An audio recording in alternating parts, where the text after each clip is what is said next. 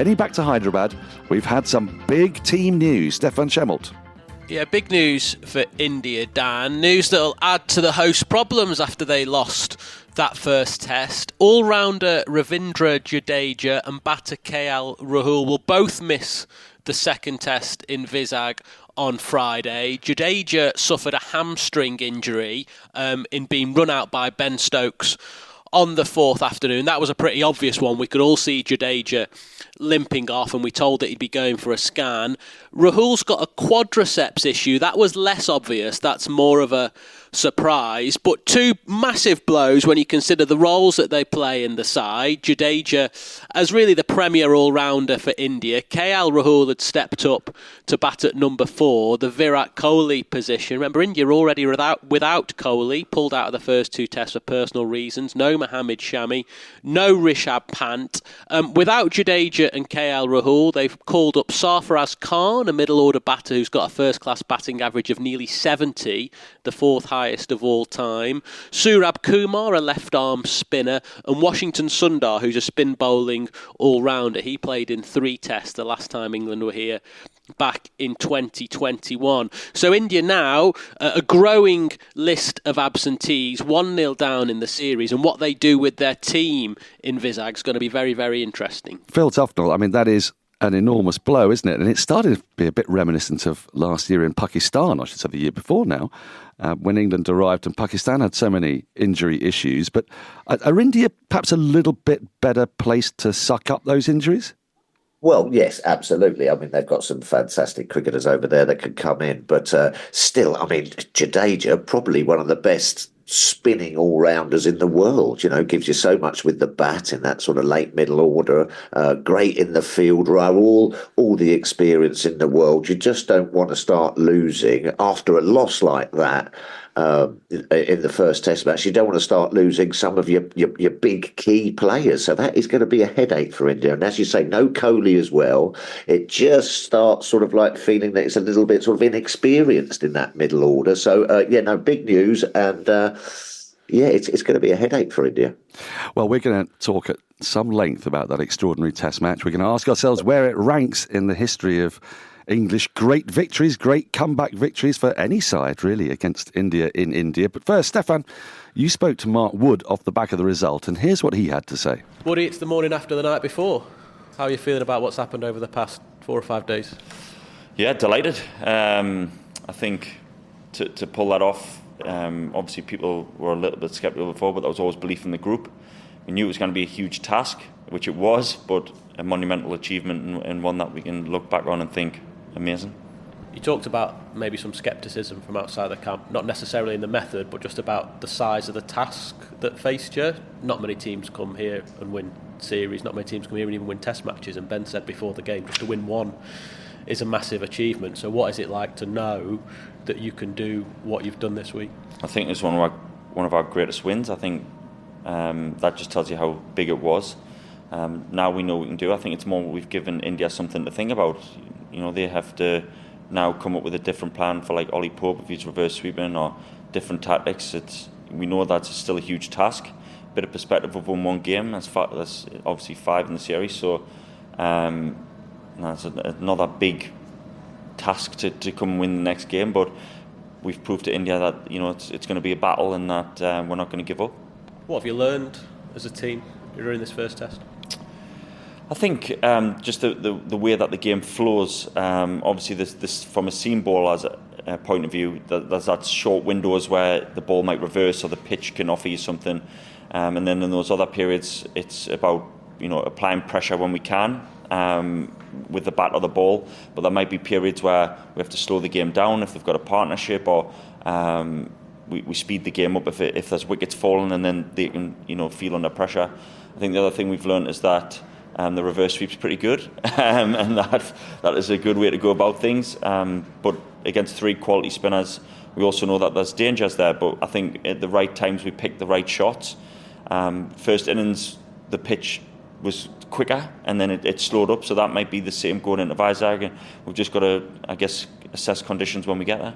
Yeah, you just said you've given India something to think about. You're expecting a response now? Of course, they're a top team. Even coming here before the series, everyone expects India to roll you over. They've not lost here since 2012. So, like I said before the series, it almost felt like we could have a go. It was a bit of a free hit. They don't lose here very often, so we try to take outcome out of it as much as possible and focus on the way and the method in which we play. Of course, that is difficult when the game turns around and then all of a sudden you think we've got a chance of winning here. But you're always playing to win. But I think if we stick with that process of how we're trying to win games and how we're trying to play our cricket, I think even the chat last night in the dressing room, it would have been very similar had we lost the game. So I think Baz speaks very inspirationally, actually, the way that he talks to the lads and the perspective he's got, not just on the game but in life in general. Stokes exactly the same, so it sort of gave us a chance to reflect, and even during the game there was a great calmness in the dressing room, and I felt that really helped the team. How have you pulled up? All right. I mean, I haven't bowled as much as normal. I haven't played Test cricket in a while, so a little bit sore, but I suppose that's normal. What was it like to do the job that you did? So not only bowling fast in India, but being the only person to bowl fast in India. Yeah, it was weird, and I don't think Bumrah did me any favours bowling like a genius. So yeah, that was obviously tough.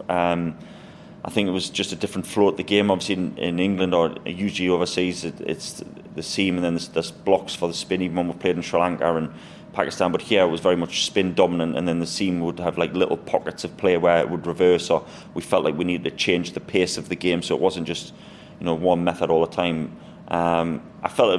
I actually said to Jimmy, I felt it more bizarre that I didn't have anyone to talk to. You were sort of working it out as you went along. Usually, if Jimmy's bowled a spell, he can say to me, right, this worked well, or what about this? And you're sort of talking with the captain and not really knowing how it's going to go. It's sort of like, right, yes, that ball reversed, let's try this. Or so that was probably the only thing I would say that was different. Disappointed that I didn't get any wickets, but overall, I'm not really fussed because the team played amazing, and it's one of the great games that I can be involved in and say that I was part of that victory. You touched on the overs that you bowled. It's back-to-back tests. Would you be good to go in Vizag on Friday? Wait and see. We'll get there when we train. I'm not sure. I feel okay, but whether or not when I start to bowl again in the nets, how I feel, I'll just wait till I get there. Just lastly, during the test, Shoaib Bashir's arrived. He's had quite a week. How is he? Have you spoken to him? How's he getting on? Pretty tired, but it was amazing to see him. Like, he got a great rap as soon as he came in the dressing room. Everyone was delighted to see him. Obviously not being ideal for him his first trip, and trying to explain to him it's not normally like this. But he's tired. He's been in and out of time zones quite a bit, so a bit tired, but class to see him. Thanks, Woody. Thanks, pal. That was Mark Wood chatting to Stefan Schemmelt. And there's a few things that just instantly scream out there. The team spirit is absolutely extraordinary. And this is a feature of Bazball, isn't it? There's a book that's out at the moment by Lawrence Booth and Nick Holt, and it talks a great deal about the management style of Stokes and Brendan McCullum. And I want to come to you first, Phil, because let's think about how difficult it is as a captain to bring a side to India. It's usually one of those tours where everyone goes, oh no, there's going to be this is going to be difficult, that's going to be difficult. You're up against it. England have pulled off there just the fourth victory in India by anyone other than India in the last 11 years. The second for England after their Chennai win the last time, and 2 for Australia. How does Ben Stokes manage to get a raw, and they are a really raw bowling attack like that, to believe that they can beat this extraordinary India side? I don't know. I mean, they keep saying on about all the messaging's this and the messaging's that. There must be something a little bit more to it than that. I mean, it was truly extraordinary. I mean, I must admit, I'm guilty after the first innings. I didn't give them a price. I didn't give them a chance in any chance of getting that 190 down. So first of all, you've got to go out there and motivate the batsmen that they can go out there, get on top and compile. I mean, 200 lead, that is, in India, spinning. I mean, it's incredible. And that knock that Ollie Pope played, I mean, it just had me on the edge of the seat. But they just looked like they were so clear and sort of focused. And then, just to cap it all, Tom Hartley. I mean, how you get that, I'm not sure. Because let's be fair, he bowled poorly in the first innings, and I was actually a little bit sort of concerned for him, actually thinking, oh my God, that might sort of like affect him a little bit. I think it was a bit harsh that Ben actually threw him the ball, or was it? to open the bowling? I don't know, because it's done him all right in the long run, hasn't it? Well, let me put this in a little bit of perspective. So England's deficit, you mentioned it there, 190 runs. The highest deficit ever conceded by a side in India to win a test match against India before that was 65. I mean, that is like smashing the 100-metre record by 2 seconds. It's absolutely ridiculous. Well, I was thinking of different things. It's a bit like sort of like after 40 minutes, you're 5-0 down, in the Champions League final. And then you're sort of sitting there in the dressing room and you're having to think to yourself, well, hold on, how do we get back into this game? And then coming out and walloping them 6-5. Well, I was going to save Tom Hartley, but we're on him now. Let's talk about him, because it was truly mind-boggling that when we watched him on that first morning, first ball hit for 6, only the third player, I think, after Faf du Plessis and Sohag Ghazi. So his first ball in Test cricket hit for 6. But then, in what seemed like an extraordinary captaincy move, Stokes kept him on. He bowled 9 overs, and staring Stokes in the face was the obvious option of Joe Root to Jaiswal, the off-spinner to the left-hander. Instead, Jaiswal was taking down the left-arm spin of Hartley on debut. And I remember asking Stephen Finn this a couple of days ago. I said, if you're in that situation, do you want to keep going, be given another over, or do you want to get some? Do you want to go and lick your wounds? And Finney said, I want to come off, I want to have the night off, and I want to start again the next day. Yeah. Stokes said, no, you're going to keep bowling. And he did actually produce a couple of balls, didn't he, that turned a bit against Rohit Sharma that may have given him a little bit of confidence. Next morning, Joe Root gets Jaiswal out really early, so it looks like Stokes has made a blunder. But I don't know, in the longer term, did that help Hartley, do you think? I don't know. I'm not sure. I don't know. I think he made perhaps a bit of a mistake, giving the debutant the new ball to a left-hander, in his first test match and everything. Crikey O'Reilly, I thought he might have, taken him off 2 or 3 overs, into his spell, so to speak, and just give him a little breather, just to sort of get a feel for the atmosphere and a feel for what Test match cricket's all about and what have you. But no, I think that, if anything, has stood him in great stead for the second innings, because, Ben Stokes has just said, listen, you're my man. Go and do what you're going to do. We don't seem to worry about how many you're going for an over. We don't seem to worry about if you're bowling the odd long hop or the odd full toss, because let's be fair, in that first innings, it was all over the shop. But then I think in that second innings, from that sort of belief that he seems to be able to instill in people, it just worked out perfectly, didn't it? I mean, and he just came in and he bowled a couple of bad balls and it was a spinning pitch. But then, as you say, mentally, you've still got to go and do it. And it was just incredible. I'm so happy for him. I mean, that will be a day that he will remember for the rest of his life. I mean, it's just mind-boggling. 7 for bowling India out in their own backyard. I mean, come on. It was ludicrous, Stefan, and you were there. You were in that press box. Were you able to see, what was going on between Stokes and Hartley? First of all, in that first innings, on that first evening, I guess. And then, did you notice any change in the way that, obviously, like field settings for a start? Because Stokes seemed to take a very different approach in the second innings from the first. And he did speak about that, didn't he, at the close of play one day? So firstly, the amount of conversations that Stokes was having with Hartley, particularly in that first innings, was really noticeable. And you would expect that, wouldn't you? Test captain talking to his bowler on debut, under pressure, giving him as much support as he possibly could.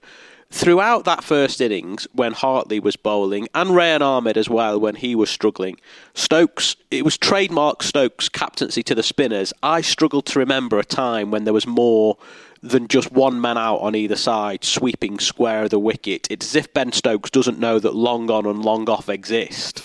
They just weren't pushed out in that first innings. But Stokes was more willing to have men on the boundary in the second innings. Now, I don't know if that's something that Stokes had thought of as a plan for the state of the game, or it's something that he'd learned from, because you will remember England did pick up a couple of wickets with catches on the boundary in the first innings.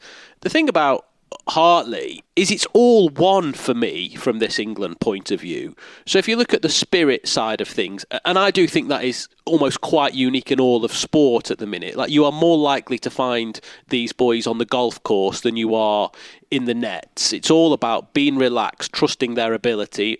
Yes, they worked very hard in Abu Dhabi before this series, but so many of us looked at that and thought, what, you're going for nets in Abu Dhabi rather than having a warm-up game in India? Is that the right thing to do? I mean, it was almost like a working holiday, and yet they've rocked up and done what they've done in the first test. So there's that side of it in terms of their approach.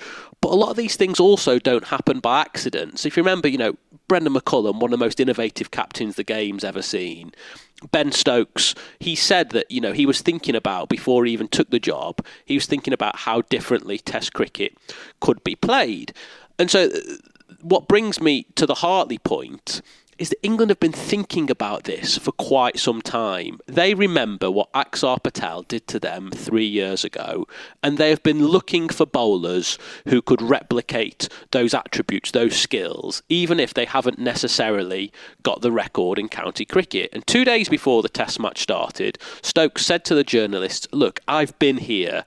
I've played here at Test cricket. I've played here at the IPL. I think I've got a decent idea of what skills a bowler needs to be successful. Tom Hartley had only played 20 first-class matches before this series, but they'd identified his height, the dip that he gets, what he does with the ball. And when he was bowling in the first innings, I think all of us thought, well, this seems like a misstep. Where's Liam Dawson? England have got something wrong here. But in the second innings, you could see exactly why England had picked him. Hartley out-bowled all of Ashwin, Jadeja and Axar Patel in the second half of the game. And one other thing to mention, I saw Shoaib Bashir for the first time today in the England hotel. He's enormous. I think he's taller than Tom Hartley. So if Bashir gets the chance to go in this series as well, I think you'll see something very similar. A tall spinner with the attributes to get bounced from the pitch, to exploit that unevenness that can come from Indian surfaces as well. Whereas sometimes we think, it's all about relaxation and just throwing caution to the wind. Go on, lads, just try your best. It doesn't matter what happens. There is a lot of thought, a lot of attention to detail that goes on behind the scenes with this England team. There really is, but it's also worth noting the ease with which they're willing to take people and stick them into unusual situations. We saw Will Jacks getting 6 for on debut against Pakistan, and he's not really a full-time spinner. We saw Rayan Ahmed getting a 5 for on debut against Pakistan, and now we've had Tom Hartley. I want one last question on Tom Hartley before we move on. Tuffers, if you'd had the kind of experience that Hartley had had on that first evening, and you've bowled 9 overs, you've gone for 63 runs, what do you want from your captain that evening? I'll tell you what would have happened in the old days. What would have happened in the old days, if we'd have walked off, there'd have been a couple, you'd have sat in the corner, a couple of fellas would have come up to you and sort of gone, oh, unlucky, mate, you know what I mean, keep going. And that would have been it. But I just don't think that that's what happens in that dressing room. I think they get round you, they pump you up so much, and there's so much belief that it's almost not then what you do, it's about what you do later, if you know what I mean. They always keep saying it's the process. We're not looking for a win. I think Mark Wood said it there. We would have had the same conversation about, didn't we play well even if we'd won or lost? So I just think there's just such sort of like positive messaging and such a belief in what, we know you can do. It just keeps going in your ear rolls, and you just almost sort of like put that to one side. Well, that was day one. Oh well, not to worry. We're all coming back for day 2, 3, and 4, and 5. And I think that is just what you want. You want that belief from your skipper that you don't feel that there's sort of like little whispers, going, oh God, got Ashwin and they've got Jadeja and old Tom's had a go and it didn't go well, whatever. And you do feel that in a dressing room. I think there's none of that in that dressing room, and I think that they just take every ball, on its merits, and that's with the ball and with the bat, and that's exactly what you want. If you've had a tough day, you don't want to dwell on it. we're told, Dan, that on that first night, it was Jack Leach who got around Tom Hartley to really pump his tyres. And England were really keen as well to remind Hartley how well he'd done with the bat. Remember, he was the one who swiped the first 6 of the innings for England. Hartley said that Jeetan Patel gave him some really good advice just to slow everything down.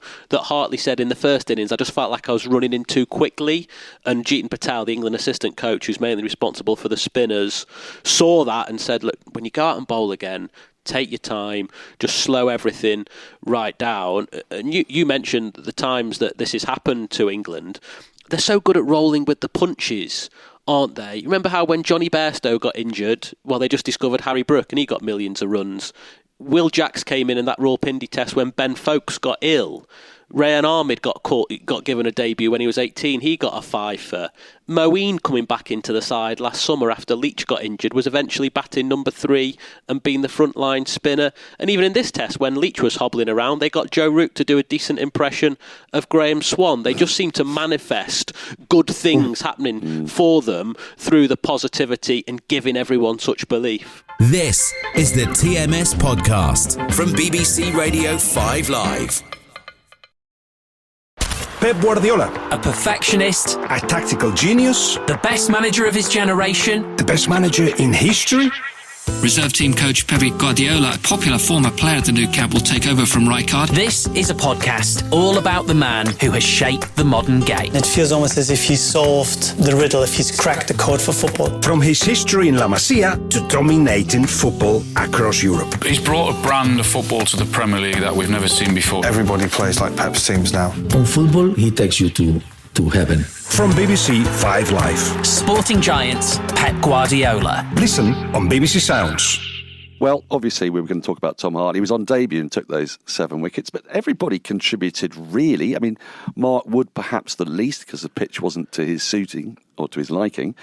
But there is one standout performance, and the man of the match was not even Tom Hartley for taking his 9 wickets on debut. It is a batter's game, of course, but this was an innings for the ages, and I'm going to suggest that it might be England's certainly greatest overseas innings, certainly greatest innings in India, might rank as their best overseas innings. Ollie Pope's 196. To put that into context, England set India a target that was, 20-odd runs more than his total of 196. In the first innings, he'd looked pretty wretched, actually. Got 1 off 11 balls out, poking, caught at slip. But he swept and swept and swept. Rahul Dravid described it as the best innings he'd seen by an overseas batter in India. He scored more runs with the reverse sweep than anyone has on the ball-by-ball data so far. And he just looked like an entirely different player. And more than that, he made the best spinners in their conditions, the best spinners in the world in their own conditions, actually look impotent, Tuffers. It was an extraordinary knock, wasn't it, from Ollie Pope?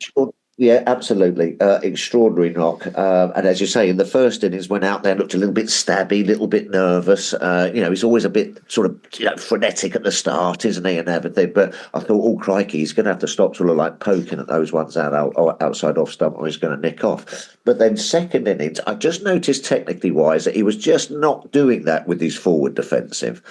So he's obviously learned very, very quickly, or someone's had a word in his ear, not to sort of like push out if you're just going to be defending off the front foot. But as a spin bowler, if you start this, I think Ben Duckett said before the actual tour, didn't he? He said, I'm going to use my reverse sweep as a forward defensive. Mm-hmm. And what it does for a spin bowler, not only does it really get in your head, but you've got to take a man and put a man down there.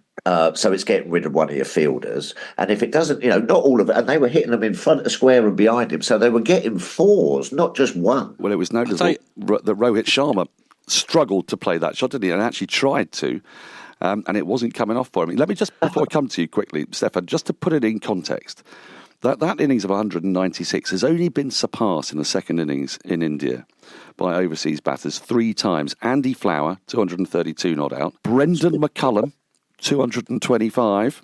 Also at Hyderabad, incidentally. I wonder if he had a little word with Ollie Pope at any point. And Sir Garfield Sobers, 198 at Kanpur. Those are the only 3 who've got more. It's gone past Alistair Cook's 176 in Ahmedabad in 2012. It was an innings for the ages. You got to see every ball of it, Stefan, you lucky man. I was just going to mention Rowett, actually, Dan. What do they say? Imitation's the sincerest form of flattery. And you never see India batters sweep or reverse sweep. Very, very rarely.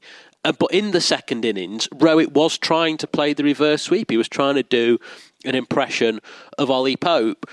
We mentioned that first innings, 1 off 11 balls, where he looked every inch a man who had not batted in any sort of competitive cricket since the second Ashes test in June. He dislocated his shoulder, he went off to have surgery, and this was the first time he'd walked out to bat in the middle in a game. And in the first innings, he looked awful.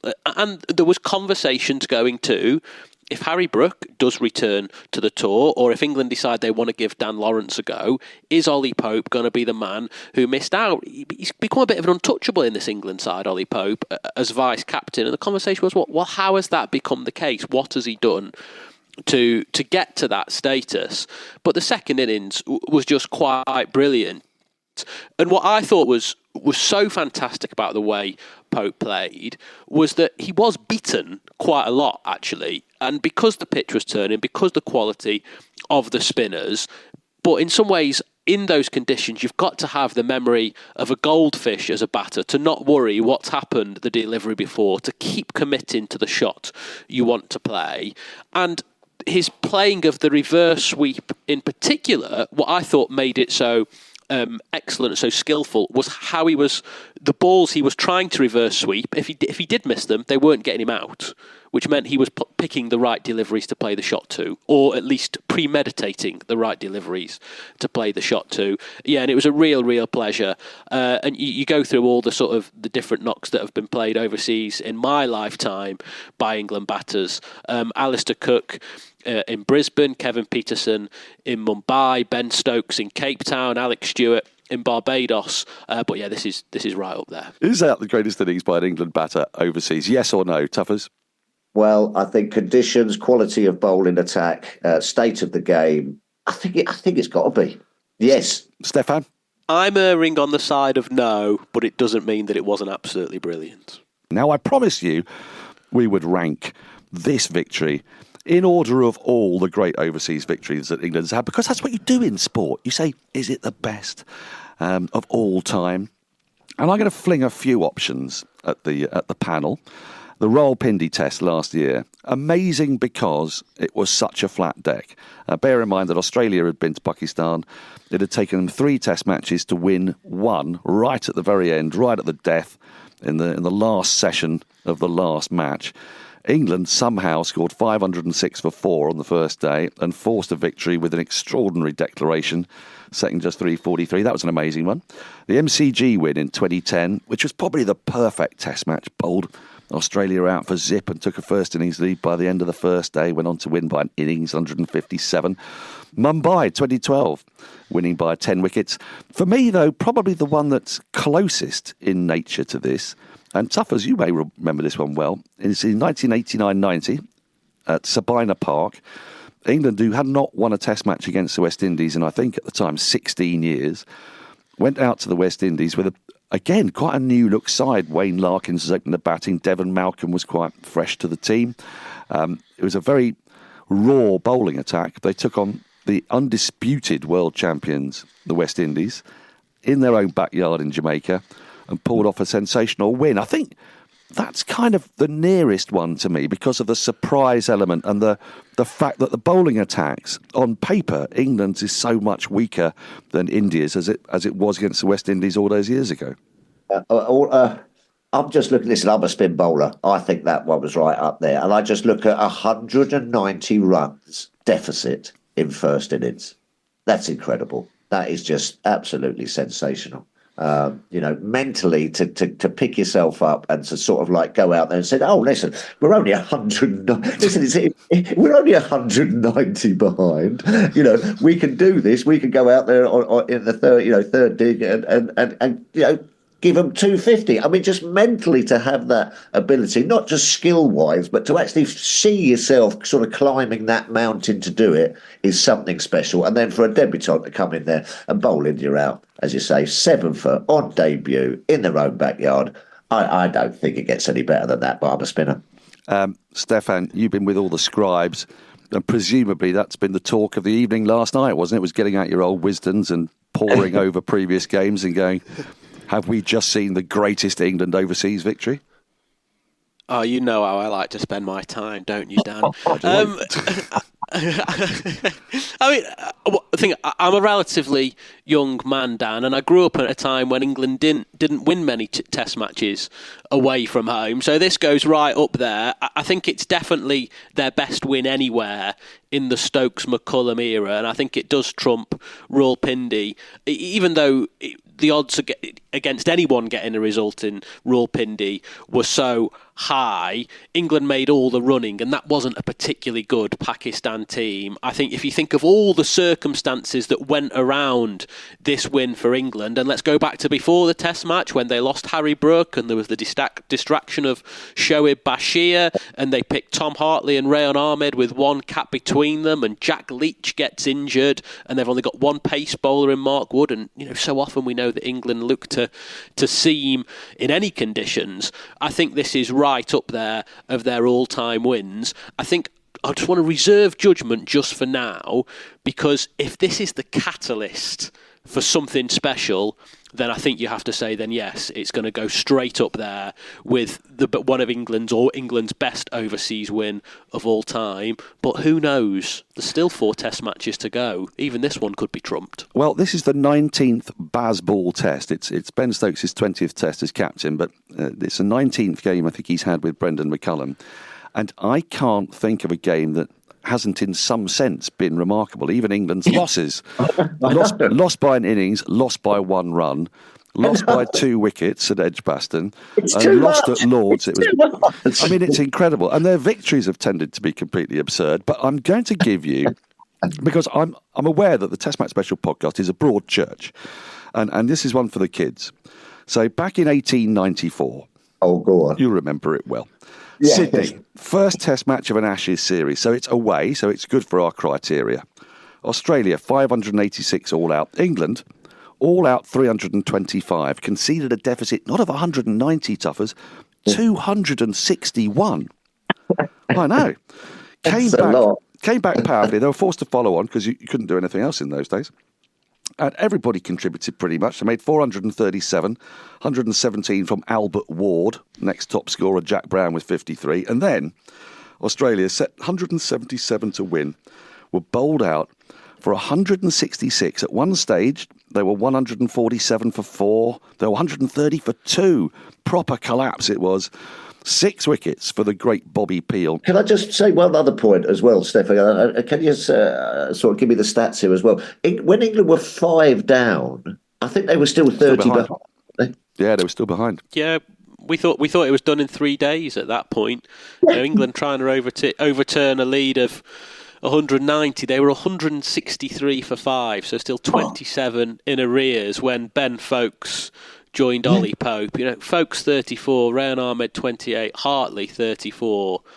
Yeah, the runs that they added after the fall of the 5th wicket were incredible. And just the way that Pope and the lower order completely changed the momentum, that when England set India that 230, you just thought everything was going to go with them. So, yeah, I think you can throw that into the mix when you're talking about the conversation of greatest overseas wins. I mean, it's sort of a bit reminiscent, isn't it, of the Headingley Test of 1981, but that was, of course, at home when England found themselves 90 behind with only 3 wickets in hand, and then Botham and Willis. That's the story. But it was that parlous a situation. So I reckon between the 3 of us, we have agreed that is England's greatest ever overseas victory.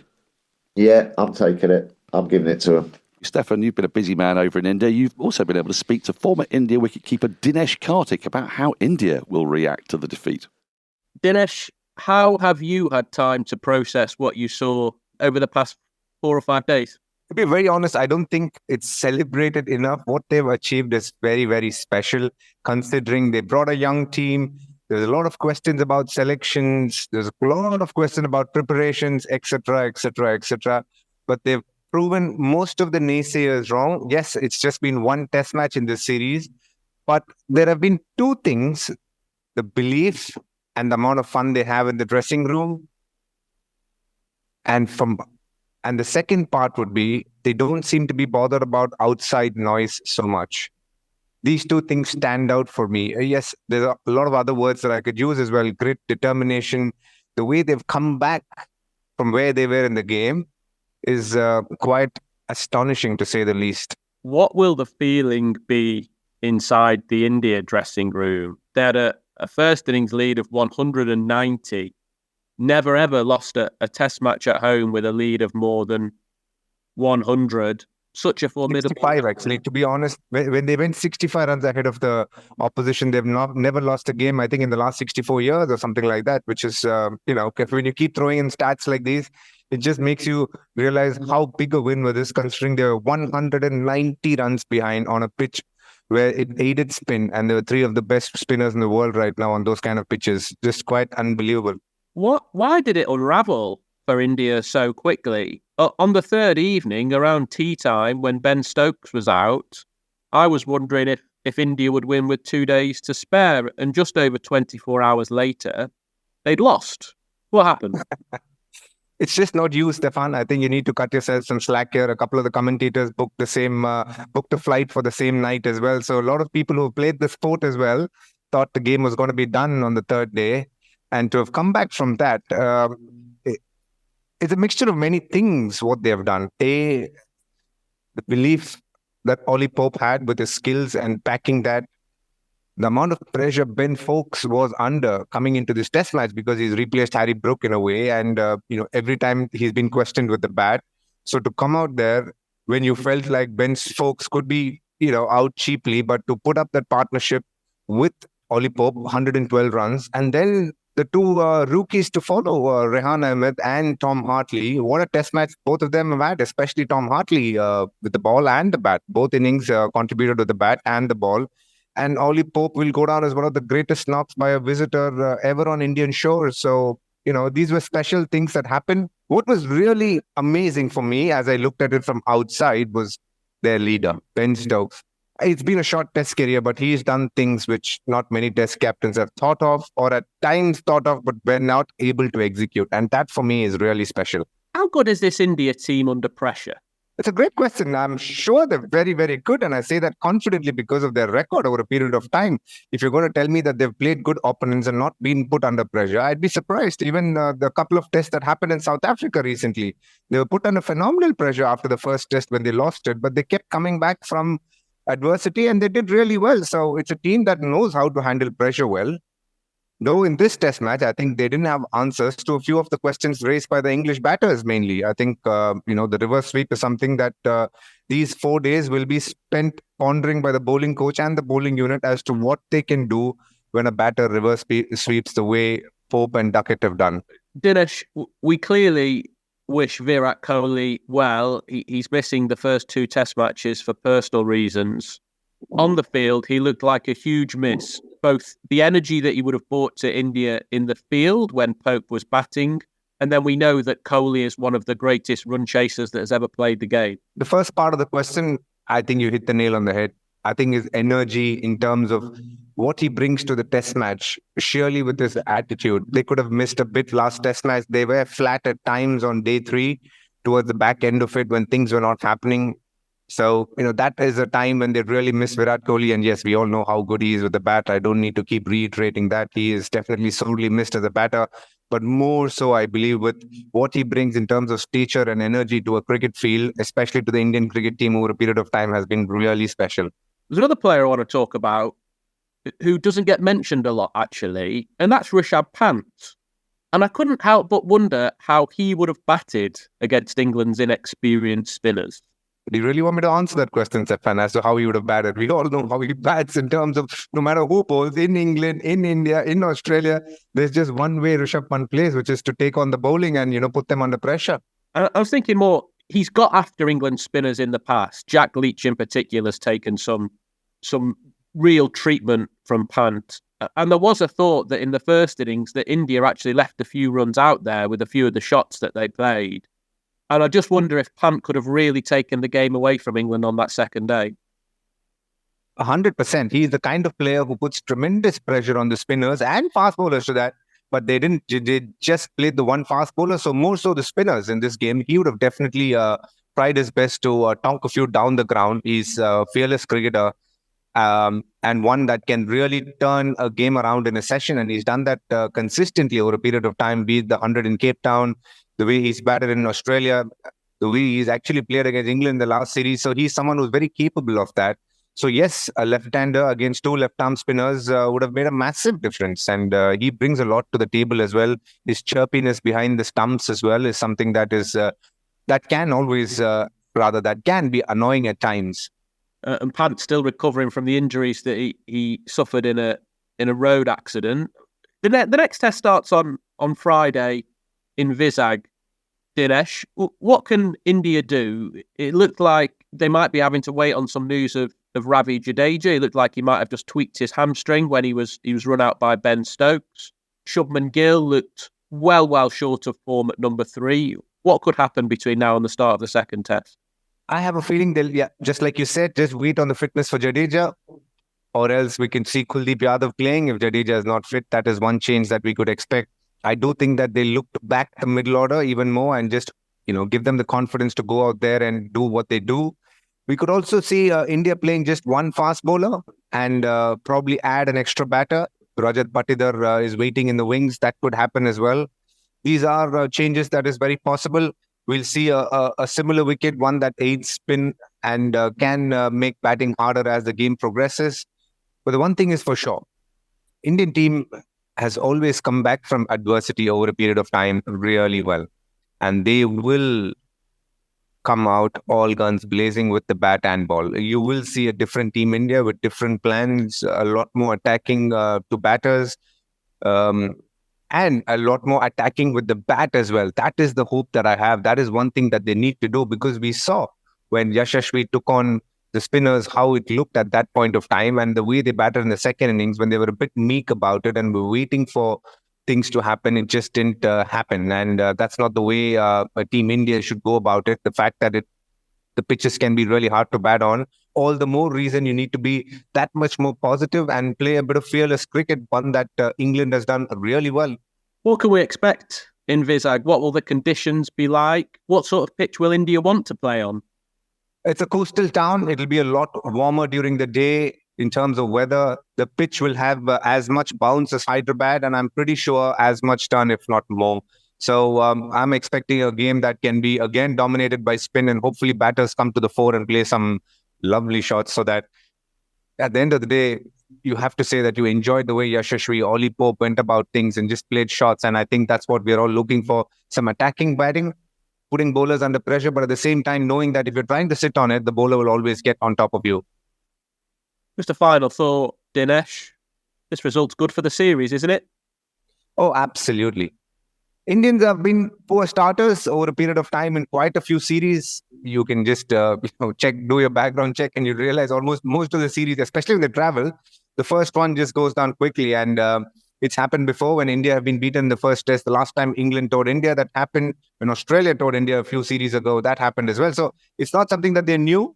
I think in a way it's a bit of a wake-up call. If they had thought that they could just come and roll over England, that is not the same England team right now. They're playing with a fearless attitude, and genuinely they're enjoying each other's company in the dressing room and have immense belief to come back from tough situations, which is a scary place to be as an opposition. So, it's going to be quite a series, one that will test the depths of what Indian bowlers can achieve, and in fact, what the Indian team can do, because it is an England team which is here to fight and compete, and that's there for all to see. And that's really good for Test cricket as well. What a Test match it was. Brilliant. It was a great day for Test cricket, actually, to be honest. It was, with what the West Indies achieved in Brisbane. But I'll be honest, Dinesh, it was a leading question, because I can't finish this chat without mentioning what you're wearing. You were coach of the England Lions not too long ago, and it's only taken one Test match for England to beat India, and you are now wearing your England kit. Have your allegiances changed? Now, as much as I'm wearing this kit, it's because I've sent most of my clothes to my other house and I've lacked kit. So this is the last one. The last place that I went to was here, so I ended up having this kit. But Paul, I'm a very proud Indian, and I really hope they come back in this test match, and I'll make sure that I wear the gear that Indian team is wearing the next time I get on a call with you, Stefan. Well, we'll see, won't we? We'll see during the rest of the series. Thanks very much, Dinesh. And let the viewers know that you owe me a drink and you still haven't done that, so we'll hit on that. That is true, but as long as you get the drinks in when India win. 100%. Before we go, we cannot not talk about the astounding West Indies win over Australia. Here is your friend, mine and TMS's friend, Jim Maxwell, calling the moment for the ABC in Australia. Shamar Joseph around the wicket trying to get this last wicket. He bowls now and he's bowled it! He's won! They've won! Shamar Joseph has knocked the stump out of the ground. He's rushing around the field. This is a huge victory lap. Oh, one of the great moments in the history of West Indies cricket here at the Gabba. The former West Indies captain Carl Hooper, who's worked with us in the TMS box, was very emotional afterwards, as was 24-year-old Shamar Joseph, the hero of the hour. Carl Hooper, what do you make of that? The last time we won here was in 1997. Yep. And I bear witness in 2024 of seeing the West Indies team come to these shores. And let's make new memories. Let's talk the next time we have a series. Let's talk about Shamar Joseph. Let's talk about, some of these young players who came up and manfully came up against a fantastic Australian side and actually won a test match to level the series. Having Azari back in me, a senior player, Kemar Roach, all the senior fast bowler there with me. All I asked was just the support, and they support me a lot throughout the game, even though I was emotional and just crying, but it was tears of joy. Knowing that I would have bring home this for my team. I had that belief, and they believe in me also. So, that was just tears of joy and happiness. We need to put this into context because, we've been talking about an astounding England win. This was in some ways no way less astounding. The first game of the two-match series played between these two sides was ridiculously one-sided. Immediately the talk was Test cricket's getting destroyed, the West Indies are no good. They looked pitiful, although Shamar Joseph did show signs of what he was going to do in that second test. So to win your first match in 27 years against an Australian side who were almost unbeatable at home and at the notorious Gabatoir, Phil Tufton, you could tell just how much that meant to West Indians. And wasn't it lovely to hear Carl Hooper, who had played towards the back end of that great West Indies side, almost say, right, let's draw a line under what we've had to endure for the last 20-odd years. Let's put our full support behind this new young team. Yeah, fantastic for Test cricket, fantastic for West Indies cricket. Just a great, as you say, an all-conquering Australian side at the moment as well. They're going around winning everything, aren't they? So to do that at the Gabatoir, Joseph thanked the doctor afterwards, didn't he? Because he'd been hit on the toe and gave the doctor lots of credit. I thought it was fantastic. As you say, Test match cricket's dead. You're absolutely kidding, aren't you? We have just witnessed two of the best Test matches, simultaneously there. It was gripping stuff and well played, West Indies. Stefan, were you able to keep an eye on it at all? There was a lot of journalists huddled round one or two screens in Hyderabad and some very happy Englishmen when Shamar Joseph ripped out Josh Hazlewood's off stump. Brilliant for loads of ways, isn't it? Fantastic to see the West Indies win like that. Let's be honest, none of us ever mind seeing the Aussies take a defeat. And we've spent the last half an hour or so talking about, great overseas innings or greatest wins. And, you can never be certain, can you? I'd be willing to stick my neck out and say there's never been a day of Test cricket across the globe like that before, with two such fantastic finishes and unlikely results.